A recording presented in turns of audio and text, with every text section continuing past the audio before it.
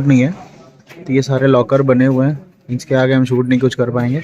I think यहाँ पे सब जूते चप्पल और मोबाइल वगैरह सब रखनी पड़ेगी।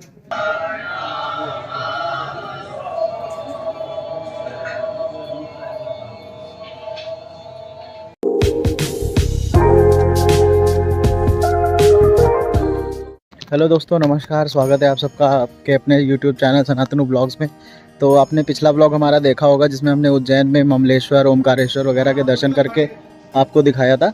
तो अब हम लग चुके हैं भस्म आरती की लाइन में और अभी समय हो रहा है सुबह का 12:44 और एंट्री अभी 1:30 बजे होगी। हम अभी VIP की लाइन में लगे हैं और अभी मैं आपको पूरा तसल्ली से बताऊँगा इसको बाद में कि हमने कैसे यहाँ की लाइन तक एक्सेस किया है। उससे पहले मैं आपको पीछे अपने दिखाना चाहूँगा। तो दिन के समय में ये होता है अभिषेक की रसीद का काउंटर। अगर आपको अभिषेक करना है तो यहाँ से रसीद कटती है, जिसका काउंटर ये है 1500 रुपये का। और शीघ्र दर्शन काउंटर है 250 का, यानी कि ये जो VIP की जो एंट्री होती है जिसमें अंदर तक जाने को भी मिल जाता है शायद। तो ये है शीघ्र दर्शन की 250 की लाइन। और ये आप देख सकते हो, ये जो लाइन लगी है ये 12:44 को लग चुकी है ऑलरेडी। तनु ये खड़ी है शॉल ओढ़ के और पीछे लाइन बढ़ती चली जा रही है। तो ये है फ़िलहाल हिसाब किताब यहाँ का। 20 minutes later. और अभी करीब 1 बज चुका है। अभी सिर्फ हमें मुश्किल से 15 से 20 मिनट हुए लाइन में और आप देखिए लाइन कहाँ की कहाँ पहुँच चुकी है।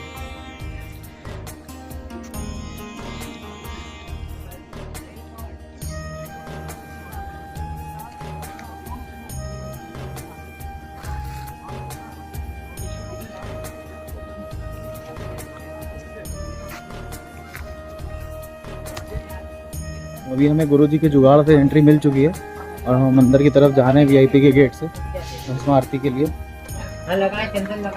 तो चलिए अब आगे देखते हैं कहाँ तक शूट करने की इजाज़त मिलती है, वहाँ तक शूट करके फिर आपको दिखाते हैं। हम लोग अब एंट्री कर चुके हैं और इस जगह के बाद मोबाइल फ़ोन भी अलाउड नहीं है। तो ये सारे लॉकर बने हुए हैं, इसके आगे हम शूट नहीं कुछ कर पाएंगे। आई थिंक यहाँ पे सब जूते चप्पल और मोबाइल वगैरह सब रखनी पड़ेगी।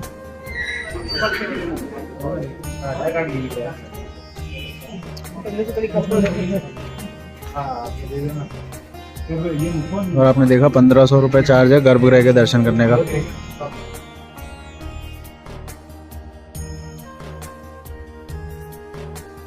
तो भस्म आरती की एंट्री करने के बाद हमको सबसे पहले एक हॉल में बैठाया गया, जो आप ये हॉल देख सकते हैं। यहाँ पे लाइन को कंट्रोल करने के लिए काफ़ी बैरिकेटिंग कर रखी है। आप पीछे देखिए, अभी सारी बैरिकेटिंग खाली है, लेकिन थोड़ी देर के बाद ही अब आप देखोगे कि धीरे धीरे जैसे जैसे लोग एंट्री करते जा रहे हैं ये लाइन बढ़ती चली जा रही है। तो भाग्य से हमें सबसे पहली वाली लाइन में ही एंट्री मिल गई थी। अब आप पीछे देखो कितने लोग आ चुके हैं और धीरे धीरे ये लाइन बढ़ती जा रही है। तो इस जगह पे, इस हॉल पे हमने करीब 2 से 3 घंटे का वेट किया और काफ़ी इंतज़ार के बाद करीब 3:45 पे हमें यह जगह से छोड़ा गया। तो आप अगर पीछे देखिए, ये पूरा हॉल इस समय भर चुका है लोगों की लाइन से। हमारे पीछे करीब कम से कम 1000 लोग हमारे पीछे आ चुके थे लाइन में।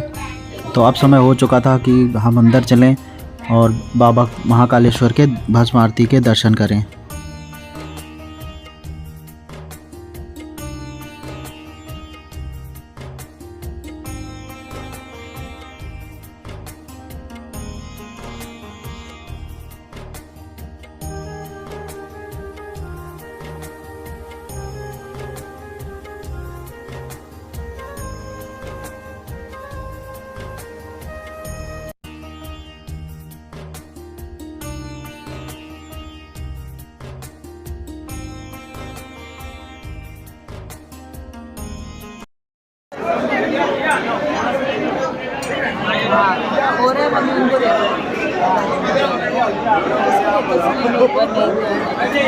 ये भी स्पीड है।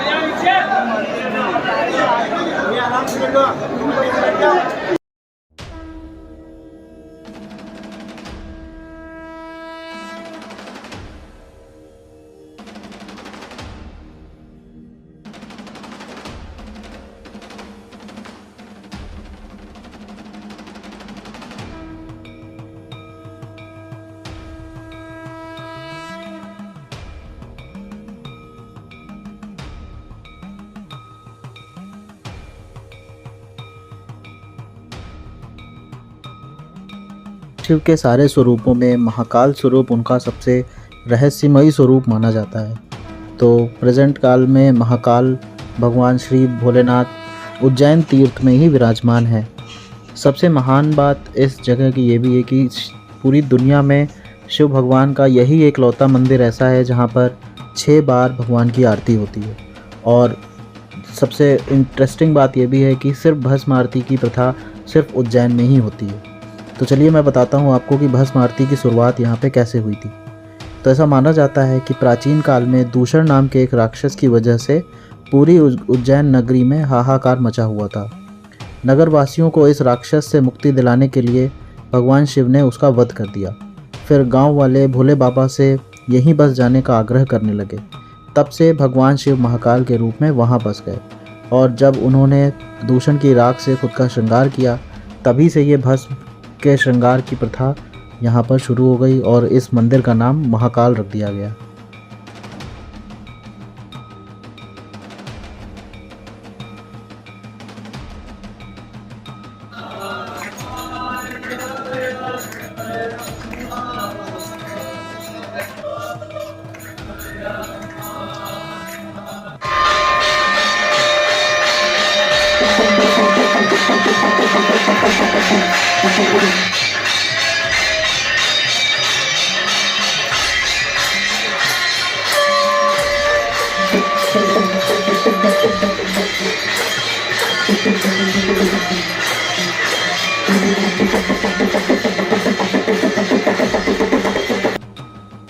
भस्म आरती के काफ़ी सारे नियम भी हैं।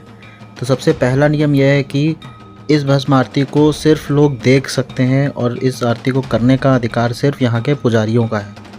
कोई भी अन्य मनुष्य अगर चाहे जितना भी बड़ा आदमी हो वो यहाँ की आरती को नहीं कर सकता। तो सबसे मेन नियम ये है। और ऐसा भी माना जाता है कि यहाँ पर जो राख यूज़ होती है वो शमशान में जलने वाली सुबह की सबसे पहली चिता से ही भगवान का श्रृंगार किया जाता है।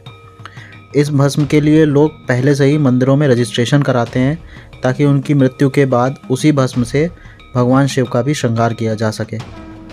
तो चलिए अब मैं बात करता हूँ कि दिन में जैसा मैंने बताया कि महाकालेश्वर में 6 बार आरती होती है। हर आरती में भगवान शिव के एक नए स्वरूप के दर्शन होते हैं।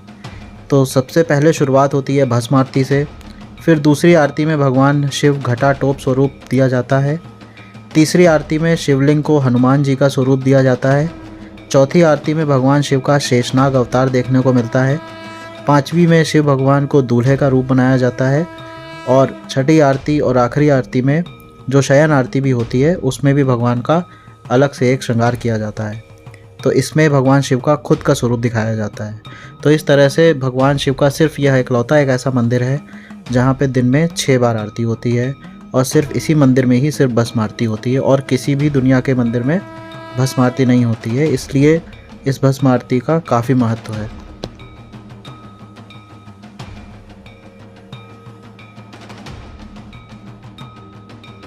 तो इस तरह से आपने देखा कि मैंने और तनु ने कैसे इस भस्म आरती के दर्शन किए। और अब मैं बताता हूँ कि यहाँ पे मुझे एंट्री कैसे मिली। तो हमने कोई भी फॉर्म वगैरह नहीं भरा था, लेकिन ये मुझे कहना नहीं चाहिए लेकिन काफ़ी भ्रष्टाचार यहाँ पे भी है भगवान के दर्शन करने के लिए। और काफ़ी जद्दोजहद से मुझे यहाँ पे एंट्री मिली, जो मैं मिला तो नहीं लेकिन कहा जाता है कि अंदर ही किसी गुरुजी के जुगाड़ से मुझे यहाँ की एंट्री मिली। तो खैर चलिए, भगवान के दर्शन हुए और हम सब ने भगवान की कृपा प्राप्त करी। तो चलिए इस वीडियो को यहीं ख़त्म करते हैं। प्लीज़ लाइक कीजिए, शेयर कीजिए और सब्सक्राइब करिए। और अब इस सीरीज़ का आखिरी वीडियो हम नेक्स्ट जल्दी ही अपलोड करेंगे जो होगा full day Darshan of Ujjain. मिलते हैं आपसे नेक्स्ट वीडियो में, तब तक के लिए जय महाकाल।